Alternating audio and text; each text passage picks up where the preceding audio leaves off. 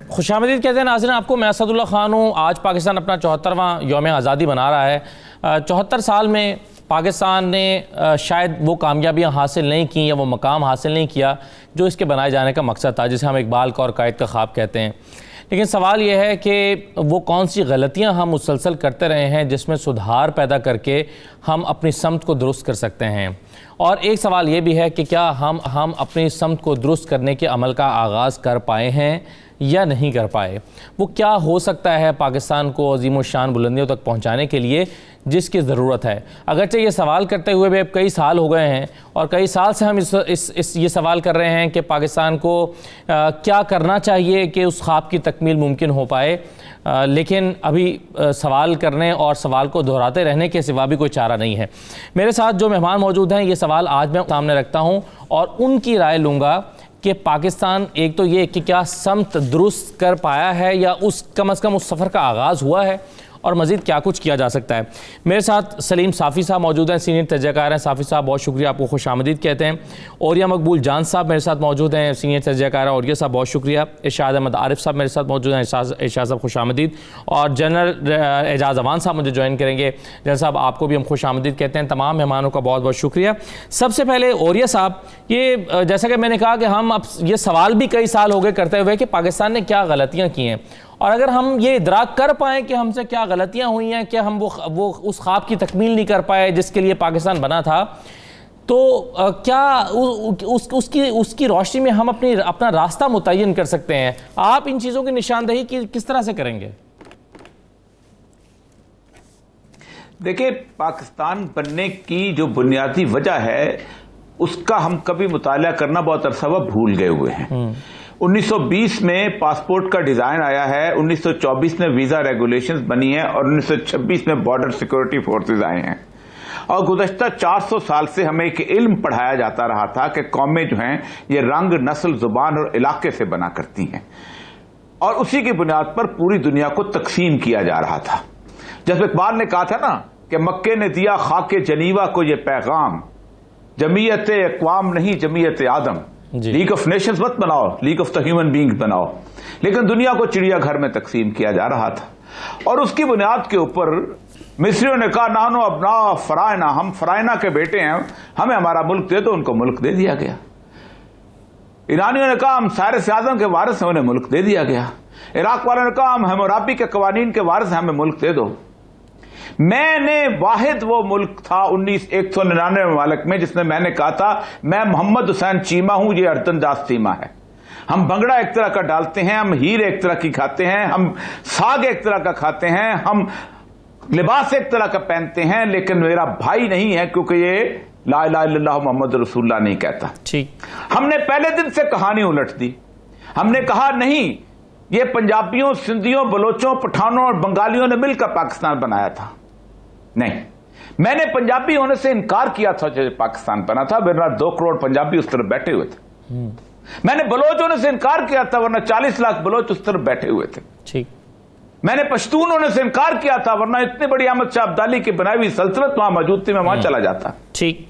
میں نے بنگالی ہونے سے انکار کیا تھا. اس انکار کی بنیاد پر یہ چاک پہ بنا، اور ہمیں ورثے میں کیا ملی؟ 3 چیزیں: سیکولر بیوروکریسی، سیکولر فوج، اور اس دونوں کی بنائی ہوئی سیکولر پولیٹیکل ایلیٹ. ٹھیک ہے، تو جو 1.5 سال تک اوریہ صاحب آپ یہ سمجھتے ہیں، ایک سطح لکھ لیں جی جو 1.5 سال تک یہ جنگ کرتی رہی کہ پاکستان کے آئین کا پہلا لفظ یہ لکھ دو کہ اس ملک کا مالک اللہ تبارک و تعالیٰ ہے، سوورینٹی گوز ٹو اللہ سبحانہ و تعالیٰ. 1.5 سال تک، اور اس کے بعد اس کا پہیہ الٹ دیا گیا. رائٹ. آپ سمجھتے ہیں کہ نظریوں کو چھوڑ دینا پاکستان کے لیے جو ہے وہ پاکستان اپنے خوابوں کی تکمیل میں سب سے بڑی رکاوٹ یہ رہی ہے. جنرل صاحب، سر یہ سوال میں آپ کے سامنے رکھتا ہوں، آپ کی اس پر رائے کیا ہے؟ جی تھینک یو ویری مچ. دیکھیے اسد اللہ، بات یہ ہے کہ جو اوریہ مقبول جان صاحب جو بات کر رہے ہیں وہ بڑی درست بات ہے اس لحاظ سے کہ پاکستان ایک واحد نظریاتی ملک ہے. ایک نظریے کی بنیاد پر وجود میں آیا. اس میں بنگالی، پنجابی، پشتو، پٹھان، سندھی کی تقسیم نہیں تھی. اور بائنڈنگ گلو جو تھی، جو قائد اعظم محمد علی جناح کے پیچھے جنہوں نے لبیک کہا تھا اور انہوں نے جس چیز کا مطالبہ کیا تھا، اور اس وقت جو نعرہ بلند ہوا تھا کہ پاکستان کا مطلب کیا، لا الہ الا اللہ و محمد الرسول اللہ، یہ کلمہ بائنڈنگ گلو تھا جس نے تمام نسلوں سے بالا تر ہو کر ہمیں ایک قوم بنایا، بھائی بنایا. اور اسی کی بنیاد پر اس وقت کے برٹش انڈیا کی تقسیم ہوئی اور اس طریقے سے ہم وجود میں آئے. لیکن وجود میں آنے کے بعد دو باتیں ہوئی. ایک، یقیناً ہم وہ منزل حاصل نہیں کر سکے اور وہ یونٹی اور وہ بائنڈنگ گلو ہم نے سم ہاؤ اس بائنڈنگ گلو کو کمزور کر دیا. اور وہ قوتیں جو اس وقت پاکستان بننے کی حامی نہیں تھیں، وہ جب ادھر آ گئیں تو انہوں نے اس میں طرح طرح کے فسادات پیدا کرنے شروع کیے اور قوم کو تقسیم کرنے کی کوشش کی. اور انفارچونیٹلی قائد اعظم محمد علی جناح کے ساتھ زندگی نے وفا نہیں کی اور وہ بہت جلد ہمیں چھوڑ کے چلے گئے. اور پھر وہ محاورتاً جس طرح یتیموں کا مال لٹتا ہے اس طریقے سے اس پاکستان کو پھر لوٹا گیا. لیکن اس کے باوجود ہم بہت منازل طے کر چکے ہیں اور آج ہم ایک بہت مضبوط ریاست ہیں. یقیناً بہت زیادہ بہتر ہو سکتے تھے، مسڈ اپرچونٹیز بہت زیادہ ہیں، لیکن تمام تر غلطیوں اور کوتاہیوں کے باوجود we are a force to reckon with, we are not a pushover. کوئی آج ہمارے ساتھ ٹکرانے کی جرت نہیں کر سکتا اگر ہمارے اندر یونین ہو، اگر ہمارے اندر اتحاد ہو اور اگر ہم اس کرپشن کی لعنت سے چھٹکارا حاصل کر سکیں تو ہم آج بھی ایک بہت مضبوط ریاست ہیں. بالکل صحیح ہے. یہ آپ نے دفاعی نقطہ نظر سے تو آپ نے کہا کہ ہم ایک بہت مضبوط ریاست ہیں، بہت ساری منازل ہم نے طے کی ہیں، لیکن فلاحی ریاست بننے کی طرف جو قدم اٹھائے جانے تھے، وہ جو کرپشن کے خاتمے کی بات ہونی تھی، وہ جو ایک عام انسان کی فلاح کے لیے چیزیں اب تک ہو چکی ہونی چاہیے تھی، وہ نہیں ہو پائیں. سلیم صافی صاحب، کیا وجہ تھی آپ کے خیال میں اس کی؟ دیکھیے، میرے خیال میں ایک تو بنیادی وجہ یہی تھی کہ قائد اعظم محمد علی جناح نے بہت اس وقت کے حساب سے ایک صحیح رستہ اپنایا تھا اور ایک زیرک انسان ہونے کے ناطے وہ صحیح اس نتیجے تک پہنچے تھے کہ متحدہ ہندوستان میں مسلمانوں کے حقوق کا، وہ سیاسی ہوں یا ان کے سماجی ہوں، ان کا تحفظ نہیں ہو سکتا. اور اس وقت تو جو مودی سرکار نے جو پالیسیاں اپنائی ہوئی ہیں، اس نے تو قائد اعظم محمد علی جناح اور ان کے ساتھیوں کی اس سوچ پہ مہر تصدیق ثبت کر دی. لیکن قیام پاکستان کے بعد المیہ یہ ہوا کہ مذہب کو ایک ٹول کے طور پر استعمال کیا گیا، سیاسی مقاصد کے لیے، تصویراتی مقاصد کے لیے، اور چھوٹی قومیتوں کے یا چھوٹے صوبوں کے حقوق کو دبانے کے لیے. مثلاً بنگلہ دیشی اپنا جائز حق مانتے تھے، اور اسلام کا تو پہلا تقاضا یہ ہے کہ اس ریاست کے جتنے بھی شہری ہیں ان کو ان کے حصے کا حق دیا جائے. لیکن ہم مذہب کی آڑ لے کر اور پاکستانیت کی آڑ لے کے ہم نے بنگالیوں کو ان کے جائز حقوق نہیں دیے، جس کی وجہ سے وہ پاکستان جو کہ اسلام کے نام پہ بنا تھا وہ بدقسمتی سے دو ٹکڑے ہو گیا. اس کے بعد بھی آج تک بھی اگر آپ دیکھیں تو پاکستان کا نظام، کبھی ہم سیکیورٹی کی آڑ لیتے ہیں، کبھی ہم مذہب کی آڑ لیتے ہیں، اور اس کی آڑ میں ہم مختلف طبقات کو اور مختلف قومیتوں کو اپنے حقوق سے محروم رکھتے ہیں. تو ایک بنیادی غلطی تو یہ ہوئی کہ مذہب کو اپنانے کی بجائے اور مذہب کو زندگیوں میں سمونے کی بجائے ہم نے مذہب کو ایک ٹول کے طور پر استعمال کیا. دوسری بنیادی غلطی جو ہوئی وہ آئین سے مسلسل روگردانی کی تھی، وہ جمہوریت سے مسلسل روگردانی کی تھی، اور بدقسمتی سے کہ آج بھی کسی نہ کسی شکل میں وہ سلسلہ جاری رہتا ہے. اور تیسری جو بنیادی غلطی تھی وہ یہی تھی کہ پاکستان بننے کے بعد ہندوستان کے رویے کا بھی اس میں بڑا دخل تھا، لیکن پاکستان ایک نیشنل سیکیورٹی اسٹیٹ بن گیا، اور آج تک وہ نیشنل سیکیورٹی اسٹیٹ ہے، اور دن بدن اس کے نیشنل سیکیورٹی اسٹیٹ ہونے کی حیثیت مزید پختہ ہوتی جائے. رائٹ سر، آپ نے 3 چیزوں کی طرف اشارہ کیا، اس میں سے شاید 2 نقطے تو ایسے ہوں جس پر مشکل ہے. بالکل صحیح ہے، شاید اس پر جنرل صاحب بھی کامنٹ کرنا چاہیں، لیکن پہلے میں ارشاد صاحب کے پاس آتا ہوں. ارشاد صاحب، ایک آج پرائم منسٹر نے اسپیچ بھی کی اور انہوں نے 4 خوشخبریاں سنائیں اور انہوں نے اس بات کا اعادہ کیا کہ پاکستان درست سمت کی طرف گامزن ہو رہا ہے. ویسے تو پاکستان میں جو بھی حکومت آتی ہے وہ اس بات کا دعویٰ کرتی ہے، لیکن کیا آپ عمران خان صاحب کے دعوے میں کوئی حقیقت دیکھتے ہیں؟ 2-3 چیزیں ہیں جس پہ یہ پرکھنے کی ضرورت ہے. یہ بحث تو ہو چکی نا کہ ہم سے کیا غلطیاں ہوئیں، وہ سب کے سامنے ہیں. اوریا صاحب جو کہہ رہے ہیں وہ بھی ٹھیک ہیں، جو جناب امان صاحب کہہ رہے ہیں، جو صافی صاحب کہہ رہے ہیں، غلطیاں تو ہوئی ہیں، اس سے تو کوئی انکار ہی نہیں کر سکتا. لیکن اس میں بھی کوئی شک نہیں ہے کہ پاکستان نے جو پاکستان کی قیادت نے اپنی ناتجربہ کاری کی وجہ سے، بیرونی دباؤ کی وجہ سے، یا کہنا چاہیے کہ ذہنی خلجان کی وجہ سے غلطیاں کی ہیں. اس میں ایک بہت بڑا عنصر یہ بھی تھا کہ پہلے دن سے ہماری جو سلامتی کو، ہماری جو ایک وجود کو خطرہ تھا اور وہ آج تک برقرار ہے، اس میں بھی اس کی بھی ایک وجہ تھی بنیادی، بلکہ میں وجہ کہوں گا کہ 1948 میں تو آپ پر جنگ مسلط کر دی گئی. یعنی قائد اعظم فوت ہوتے ہیں اور اس کے چند دنوں کے بعد جو ہے یہاں باقاعدہ ہو جاتا ہے. تو ایسی صورت میں آپ کیا کریں گے؟ پھر 65 میں جنگ ہوتی ہے، پھر اس کے بعد 71 میں جنگ ہوتی ہے. اس میں ہماری بھی غلطیاں ہوں گی، لیکن یہ تو آج بھی حقیقت ہے. آج مودی جو ہے یعنی 73 سال بعد بھی تو ایک بہت بڑا عنصر. پہلے تو ہم یہ کہتے تھے یہ جو اقلیتی آوازیں ہیں کہ جو ہم پاکستان کے وجود کو تسلیم نہیں کرتے، ہم پاکستان کو ختم کر دیں گے. لیکن اب تو ہندوستان کی اکثریت نے ایک ایسے وزیر اعظم کو، ایک ایسی پارٹی کو ووٹ دے کے یہ ثابت کیا ہے کہ ہندوستان کی جو اکثریت ہے، جو ہندو ذہنیت ہے، وہ پاکستان کے وجود کو تسلیم نہیں کرتی اور وہاں اپنے شہری مسلمانوں کو بھی تسلیم نہیں کرتی. لیکن آپ یہ کہہ رہے ہیں کہ کیا ہم دشمن کی سازشوں کی وجہ سے خود ترقی نہیں کر پائے؟ سازشوں کی وجہ سے بھی ہم مسائل کا شکار ہوئے اور ہماری سیاسی جو قیادت تھی اور فوجی قیادت تھی ان سے غلطیاں بھی ہوئیں. لیکن ان غلطیوں کے باوجود، ان رکاوٹوں کے باوجود آج پاکستان جہاں کھڑا ہے وہ پاکستان نہیں ہے جو 48 میں تھا، جو 60 میں تھا، جو 70 میں تھا، جو 85 میں تھا.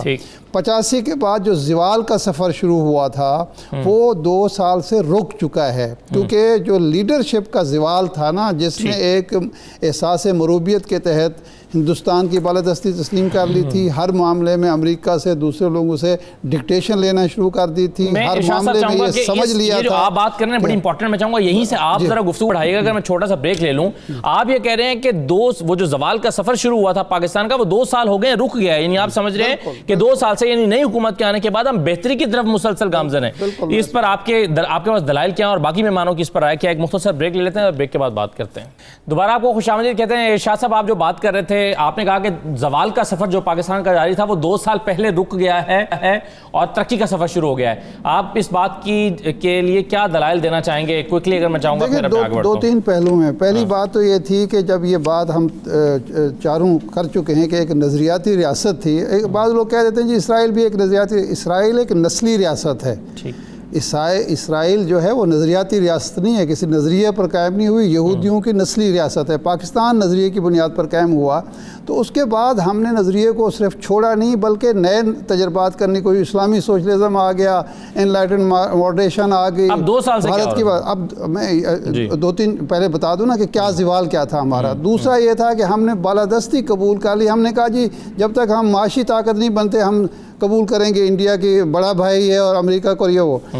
اب ہم نے جو 2 سال میں اچیو کیا ہے کہ قائد اعظم نے پاکستان اس لیے نہیں بنایا تھا کہ مسلمان جو ہیں وہاں ان کو حقوق نہیں حاصل ہوں گے الگ سے، وہ تھا اسلام کی تجربہ گاہ. اب یہاں اس ملک میں ریاست مدینہ کی بات ہو رہی ہے. بھارت کو وہاں رکھا جا رہا ہے جو اس کا مقام بنتا ہے، اس کو دشمن سمجھا جا رہا ہے اور یہ سمجھا جا رہا ہے کہ ہماری جو بھارت کے ساتھ تعلقات ہیں وہ برابری کی بنیاد پر ہوں گے. یہ زوال کا سفر معاشی حوالے سے خود کفالت اور خود انحصاری کے بغیر آپ نہ آزاد خارجہ پالیسی بنا سکتے ہیں، نہ ریاست کی ترقی کر سکتے ہیں. اور معاشی ترقی کے بارے میں سوچا جا رہا ہے کرنے کی کوشش کی جا رہی ہے. تو میں یہ سمجھتا ہوں کہ زوال کا سفر رکا ہے. اب آگے اہلیت صلاحیت کا مسئلہ ہے کہ یہ جو عروج کا سفر ہے وہ شروع کر سکتے ہیں. چلے میں سلیم صافی صاحب اس پر تھوڑا مسکرا رہے ہیں, اتفاق کرنا ان کا مجھے مشکل لگ رہا ہے, لیکن سلیم صافی صاحب آپ کی اس پر رائے کیا ہے؟ میں پھر جن صاحب کے پاس آتا ہوں. دیکھیں میں تو اتنی وہ نہیں کرتا, عارف صاحب جو ہے ہمارے سینئر بھی ہیں, ہمارے استاد بھی ہیں, ان کی رائے پہ تو میں کوئی رائے نہیں دے سکتا. لیکن میں جو ایک سیاست کے طالب علم کے طور پہ دیکھ رہا ہوں تو زوال جتنا میں نے ان 2 سالوں میں دیکھا ہے, کم از کم اپنی صحافتی زندگی میں اس لیول کا زوال میں نے نہیں دیکھا تھا مختلف فرنٹس پہ. ایک تو جو میں نے شروع میں کی کہ پاکستان اگر ویلفیئر اسٹیٹ نہیں بن سکا تو اس کی ایک بنیادی وجہ یہ تھی کہ یہاں پہ آئین اور قانون کی بجائے مختلف مقاصد کے لیے پولیٹیکل مینجمنٹ ہوتی رہی. تو ان 2 سالوں میں ہم نے بھی وہ چیز بہت زیادہ دیکھی. پھر یہ کہ قائد اعظم مسلمانوں کے لیے آزادی چاہتے تھے کہ وہ اپنی مرضی کے مطابق اپنی رائے کا اظہار کر سکیں. آپ جو دیکھیں کہ جو قدغنیں اور جو زبابندی ان 2 سالوں میں ہم نے دیکھی وہ تو ہم نے مارشل لاؤ میں بھی نہیں دیکھی. پھر آپ دیکھیں کہ اقتصادی لحاظ سے یہ بات ان کی بالکل درست ہے کہ پاکستان تب حقیقی پاکستان بنے گا کہ وہ اقتصادی لحاظ سے خود مختار اور فعال ہو جائے. تو ہم نے یہ پاکستان کی تاریخ میں شاید پہلی مرتبہ ہمیں منفی GDP دیکھنے کو مل رہا ہے. تو ہمیں تو سارے انڈیکیٹرز جو ہیں وہ زوال کے رائٹ چلیں. یہ 2 مختلف آراء صافی صاحب. انڈیا نے کشمیر حلف کر لیا اور ہماری ریاست جو ہے وہ تماشا دیکھتی رہی, کیونکہ یہ تاریخ میں پہلی مرتبہ ہوا کہ اسلامی ممالک اور OIC جیسے لوگ بھی وہ ہمارے ساتھ کھڑے نہیں ہوئے. Right sir. تو اب اس پہ سر صافی صاحب یہ آپ کی رائے اور ارشاد صاحب کی رائے بالکل مختلف ہے. میں اوریہ صاحب کی اور جنرل صاحب کی رائے لیتا ہوں. جنرل صاحب پہلے آپ کہیے کہ کیا پاکستان اسلام کی تجربہ گاہ بن رہا ہے, اور کیا پاکستان انٹرنیشنل فرنٹس پہ وہ کامیابیاں سمیٹ رہا ہے جو 2 سال پہلے سے ہم نہیں دیکھ رہے تھے, یا جہاں پر پاکستان کو ہم خسارے میں دیکھ رہے تھے؟ دیکھ لیں, یہ تو نظر کی بات ہے کہ آپ کس اینگل سے دیکھ رہے ہیں. پہلی بات یہ ہے کہ پاکستان, یہ جو ہم OIC کی بات کر رہے ہیں کہ آج ہمارے ساتھ نہیں کھڑے, 72 سالوں میں کتنی دفعہ 57 مسلمان ملکوں نے ہمارے حق میں کھڑے ہو کر, ہمارے ساتھ کھڑے ہو کر کشمیر کے لیے آواز اٹھائی ہے. 72 ایئرز میں کتنی دفعہ انہوں نے ہمارے حق میں یونائٹڈ نیشن میں مل کر ایک آواز اٹھائی ہے. OIC نے کب کوئی واضح پوزیشن اختیار کی ہے؟ جب سے اس کا وجود آیا ہے کہ ہم نے کشمیر کی آزادی کے لیے یا مسلمانوں کے اوپر ہونے والے مظالم کے لیے ہم نے آواز اٹھانی ہے. یہ کبھی بھی نہیں ہوا. یہ اسی وقت ہوتا رہا ہے جب پورے عالم اسلام کو امریکہ نے لیڈ کیا ہے. افغانستان میں جب USSR آیا تو اس وقت جتنے اسلامی ممالک تھے ان سب نے والنٹیئر ہو کر اخراجات بھی اٹھائے اور USSR کے خلاف جنگ کرنے کے لیے افغانوں کی مدد بھی کی, کیونکہ اس سارے ایشو کو لیڈ امریکہ کر رہا تھا. آج بھی اگر امریکہ لیڈ کرے گا تو OIC پوری ان کے پیچھے کھڑی ہو جائے گی. لیکن اب تو پچھلے 2 سال میں OIC کا ہمارے ساتھ کھڑا نہ ہونا ہماری ناکامی نہیں ہے.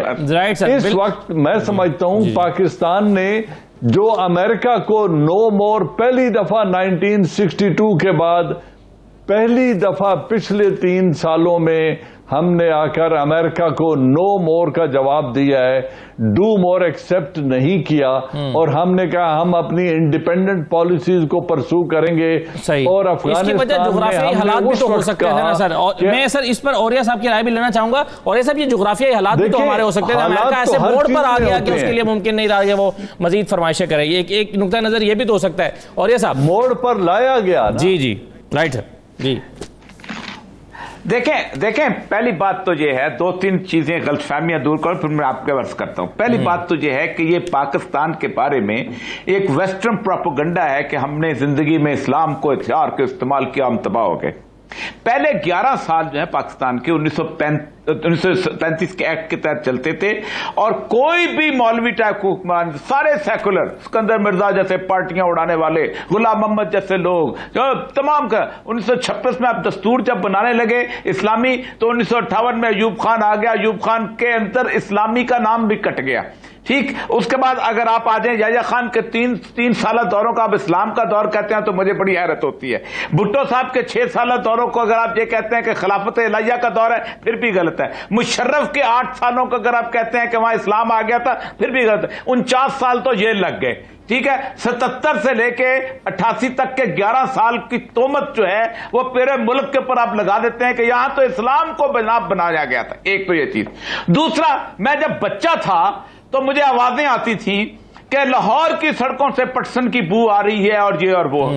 ابھی تو خیر ظفر اللہ خان کی کتاب کے اندر اس نے سب کچا چٹا کھول دیا۔ میں ڈھاکہ گیا، میں نے کہا مجھے چھوٹی سی 3 باتیں سمجھا دو، میں اکانومی کا طالب علم نہیں ہوں۔ میں نے کہا 71 سے پہلے بنگلہ دیش سے کوئی ایک بنگالی 3000 روپے کی نوکری کرنے کے لیے انڈیا نہیں گیا تھا۔ اس وقت 1 کروڑ کے قریب بنگالی وہاں 3000 کی نوکری کرنے گئے ہوئے، اور اس وقت جو RS پاس ہوا ہے، ان کا NRC پاس ہوا ہے، ان بنگالیوں کی وجہ سے پاس ہوا ہے کہ یہ یہاں آ کے پڑھنا۔ 1985 میں جو ہنگامہ ہوا تھا جس پر راجیو چلا گیا تھا۔ میں نے کہا دوسرا سوال میرا یہ ہے، دوسرا سوال کہ 1970 سے پہلے ایک بنگالی عورت دنیا کے بازاروں میں نہیں بکی تھی۔ ٹریڈیشنل ایسٹیمیٹ کے حساب سے 15,000 16,000 روپے کے اوپر 12 لاکھ بنگالی عورتیں تمام ویب سائٹس آ کے بکی ہوئی ہیں۔ اس کے بعد تیسری صورتحال یہ ہے کہ آپ اس سے پہلے، یہ میرا ملک ہے، ہم یہاں رہتے تھے، اس کراچی کے اندر، اس باقی جگہ کوئی بنگالی کوک، کوئی بنگالی بندہ نظر نہیں آتا تھا۔ میں چاغی میں DC تھا، میرے اس نوکنڈی کی جگہ پہ 12 بنگالی کوک تھے۔ تو یہ ایک پروپیگنڈے کی جو تین سوال آپ نے اٹھائے اور یہ صاحب میں ایک چھوٹا سا بریک مجھے لینا ہے، ایک میں بریک لے لوں، بریک کے بعد ذرا موجودہ صورتحال کو دیکھ لیں، مثبت چیزیں کیا ہیں جن کی بنیاد پر ہم کہیں گے پاکستان اب بہتری کی طرف جا رہا ہے۔ ایک مختصر بریک لے لیتے ہیں، بریک کے بعد واپس آتے ہیں۔ دوبارہ آپ کو خوش آمدید کہتے ہیں جنرل جازوان صاحب۔ وہ مثبت چیزیں چیدہ 3-4 نقطے جس کی بنیاد پر آپ سمجھتے ہیں کہ پاکستان میں یہ کچھ چیزیں مثبت ہو رہی ہیں اور پاکستان کا مستقبل بہتر ہو سکتا ہے ان چیزوں کی بنیاد پر، چیزیں سے۔ دیکھیں، پہلی بات یہ ہے کہ پاکستان نے اپنی جو اسٹریٹجک ڈائریکشن ہے اس کو درست کر لیا ہے۔ ہم جس بہت بڑی قوت کے ساتھ ہزاروں میل دور ٹیک لگاتے تھے، اب ہم نے اس قوت کو ایک پولیٹیکل انگیجمنٹ کے علاوہ اس کو اس سے زیادہ اہمیت نہیں دی، اور آج ہم نے اپنی اسٹریٹجک ڈائریکشن درست کرتے ہوئے یہ دیکھ لیا ہے کہ اس ریجن میں رہتے ہوئے اپنے پڑوسیوں کے ساتھ اور کیسے تعلقات لے کر اپنے ملک کو پرائرٹی دیتے ہوئے اپنے پوٹینشیل کو ایکسپلائٹ کیسے کرنا ہے۔ یہ Gwadar and belt and road initiative اور اتنی بڑی الائنس بنانا، یہ میرے خیال میں بہت بڑی اچیومنٹ ہے، اور اس میں تمام پولیٹیکل لیڈرشپ کو اور جتنے لوگ انوالو ہیں ان سب کو کریڈٹ جاتا ہے۔ افغانستان کے امن کے لیے ہم نے جو ایک اسٹریٹجک پوزیشن، اپنی اصولی موقف اپنایا تھا، اس کو آج ہم منزل کے قریب لے آئے ہیں، اور آج پوری دنیا مان رہی ہے کہ افغانستان میں وہ ہوگا جو افغان چاہیں گے، ان کے اوپر کوئی نظام مسلط نہیں کیا جا سکتا۔ تیسری بات، جو اپنی خود انحصاری کے لیے قرضوں کو چھوڑ کر خود انحصاری کے لیے جو کوششیں جاری ہیں، یہ بالآخر برابر ثابت ہوں گی۔ کرپشن کو آج پوری قوم گالی سمجھتی ہے، اگرچہ ان کو سزائیں کرپٹ مافیا کو ابھی تک نہیں ہوئی، ان کی گرفت ابھی تک ڈھیلی نہیں ہوئی، لیکن اسٹریٹجک ڈائریکشن درست کرنے کے لیے جس طریقے سے ہم آہنگی سے ہم چل رہے ہیں، یہ تیسری کامیابی ہے، اور 12 سال سے مسلسل ان انٹرپٹڈ ڈیموکریٹک نظام ملک میں چل رہا ہے، اور ادارے حکومت کا حکم مان رہے ہیں۔ اگر ان کو آپ سمال اچیومنٹ سمجھیں تو میرے خیال میں ہم غلط اندازہ لگا رہے ہیں۔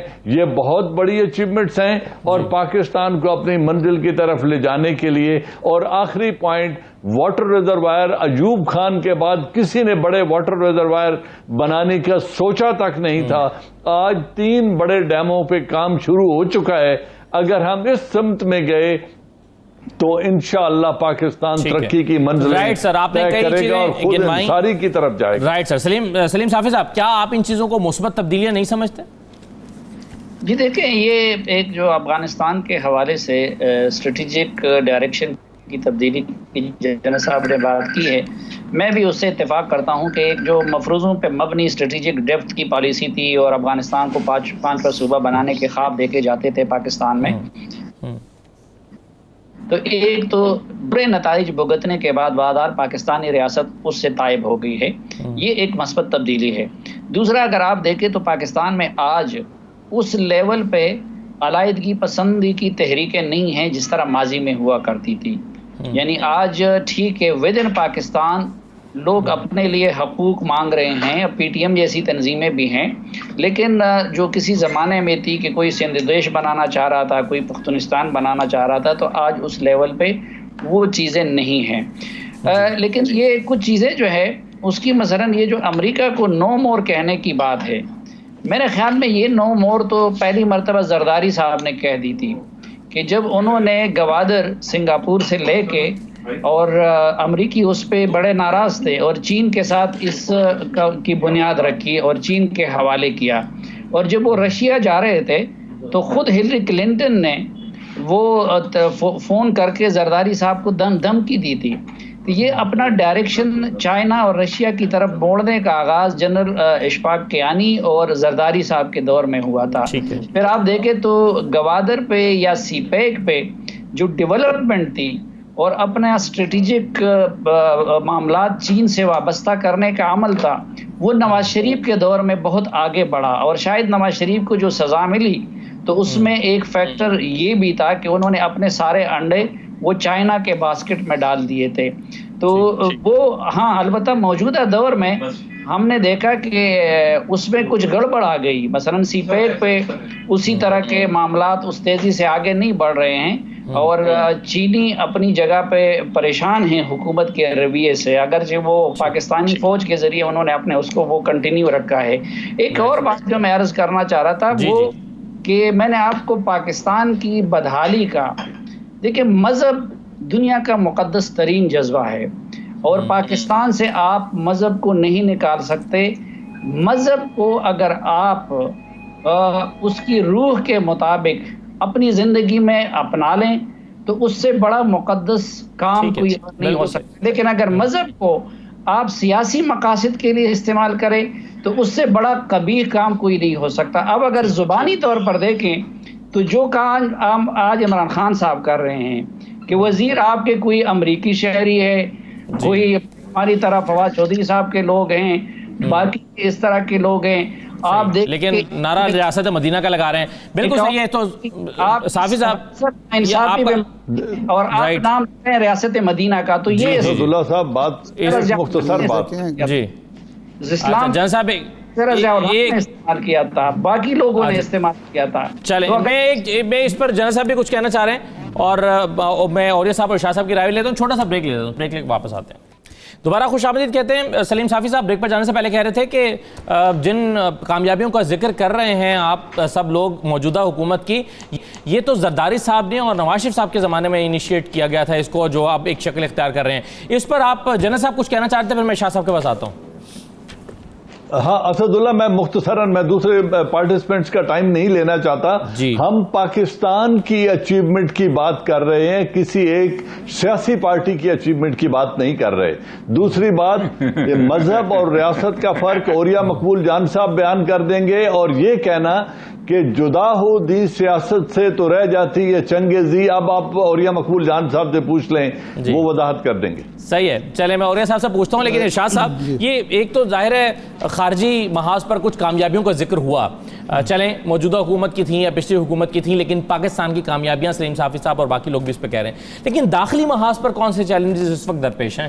دیکھیں میں نے تو بالکل موجودہ حکومت کا نام ہی نہیں لیا، میں نے تو 2 سال کا عرصہ کیا ہے کہ جب آپ مروبیت سے نکلے، آپ بالادستی جو امریکہ اور انڈیا کی تسلیم کر کے بیٹھے ہوئے تھے، یہ علیحدگی کی تحریکیں یہاں کیسے ختم ہوئی ہیں؟ جب آپ نے آنکھیں دکھانا شروع کیں، آپ نے کہا کہ آپ ٹیٹ فار ٹیٹ ہوگا تو اس کے بعد ہوگی، ورنہ ادھر سے حوصلہ افزائی ہو رہی تھی۔ بے نظیر بھٹو صاحبہ نے پارلیمنٹ میں کھڑے ہو کر کہا کہ میں نے خالصتان کے ایشو پر راجیو گاندھی کو رعایت دی، ریلیف دیا، مدد کی، لیکن اس کا جواب مجھے کراچی میں دہشت گردی کی صورت میں ملا. یہ ریکارڈ کی بات ہے، کوئی ویسی بات نہیں ہے.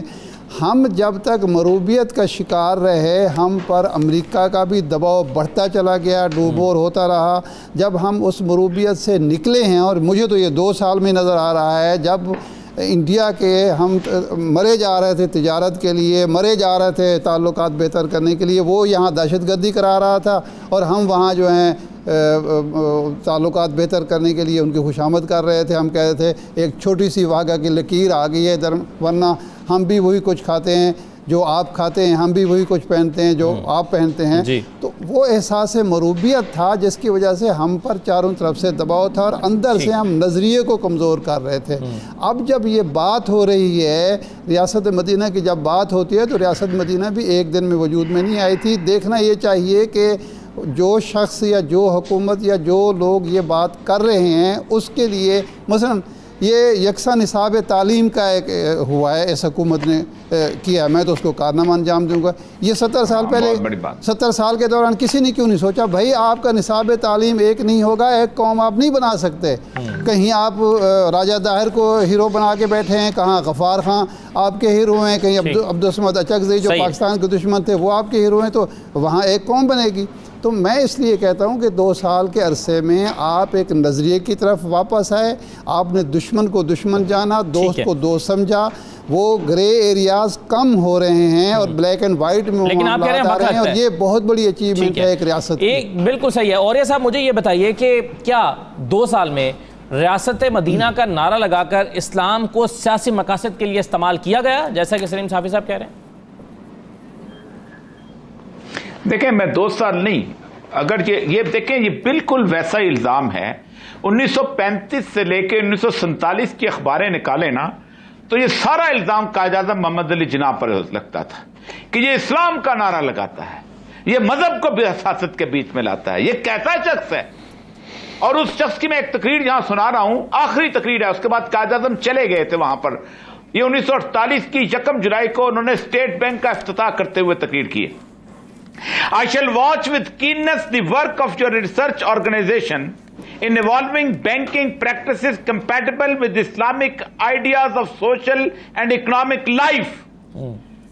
یہ بات کیا ختم نہیں ہوتی. جس بندے کو لوگ کہتے ہیں ویسٹرنائز آدمی تھا، اس سے بڑا ناقد ویسٹ کا کوئی نہیں. کہتے ہیں the economic system of the West has created almost insoluble problems for humanity, and to many of us it appears that only a miracle can save it from disaster, that it is now facing the world.